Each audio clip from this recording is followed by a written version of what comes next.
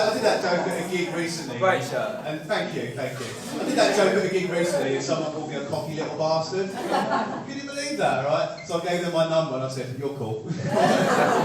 Yeah, I didn't get that teaching job in the end. So but no, I do look like a bit like a cocky little bastard. I look like a sort of bloke that go on Love Island, right? You know, they do his intro videos, right? And my opening gambit was like, ladies, you don't need to bring your own baggage. You can date it. Come on. Yeah. But I always got a bit of good news tonight. There's been a lot of bad news, hasn't there, recently? Like the war's going on, the cost of living crisis, you know, AI taking everyone's jobs. Not mine though, no siree, because I haven't got one. Alright. I kind of do. I work part-time with kids. I feel that's more like a feeling of regret than a job. You know what I mean? But no, the good news is I recently got back into the dating game. Hey! Yeah, exciting, yeah. The bad news is though, my name's Dave. Frightening, right? Yeah, my Dave over here. Yeah. Are you single, Dave? Oh, you're a bit better than me. It's not a great combo for dating, that, is it? A white bloke called Dave with this accent, you know? It just makes me sound like the sort of bloke that insists on wearing a full Chelsea kit during sex. You know? Or at his own wedding. Wedding goals, babe. Remember, teamwork makes the dream work. No, it's full Chelsea. I tell you, people think I normally support, as a white bloke called Dave, right? They normally think I support about 5 to 6 children from 3 different families. Yeah. There's always this like, he's a lovely bloke though. He's still friends with all his ex-wives. What a guy. But no, it's just I don't have kids. I can't have kids because I've got this condition called being an absolute legend. No, I'm better than that. Not actually, that's the best you're going to get from me tonight. Right? I think the main reason I don't have kids, I just feel like, if I ever got divorced, I'd just be too lazy to win them back. You know what I mean? I just follow them on Instagram, it'll be fine. You know? Little Danny needs a blood transfusion that you can only get from a family member. Pray hands emoji, I've got a barbecue to go to. Poor little Danny. I just say, I think the closest I ever got to having kids, where I was on a date with this girl, and I told her that I was Neil from the In-Betweeners. That's not a good thing. Word of advice, never start a date with a robot dance.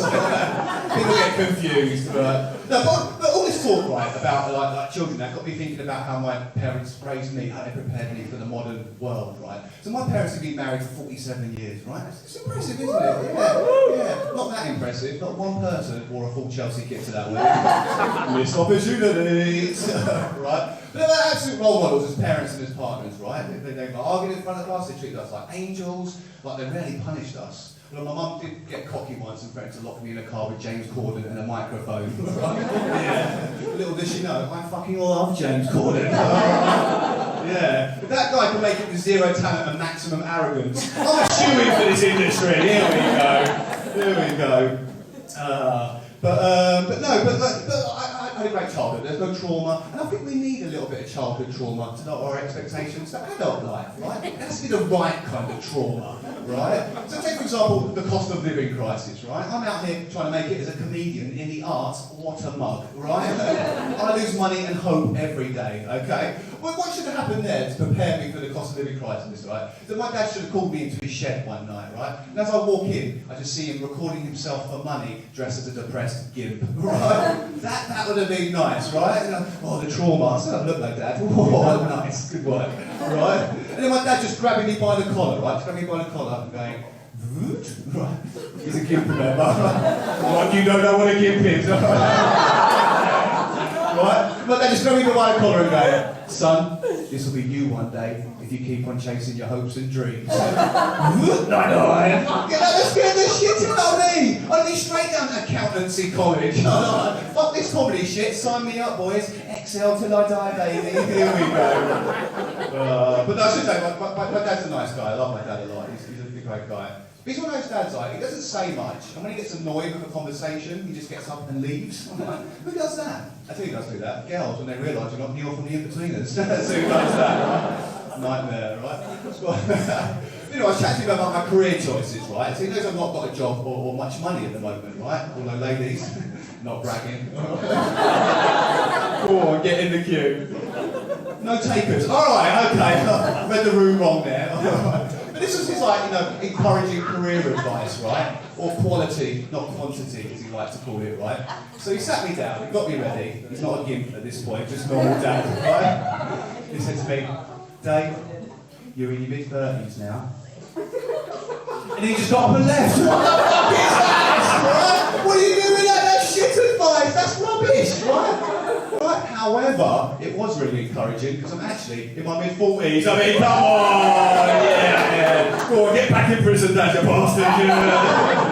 Yeah, he's in prison. You know what for, sir? For naming me Dave. That's child abuse. Have you not been listening to anything I've been saying? I said. Alright, that's the men's mental health section bit done.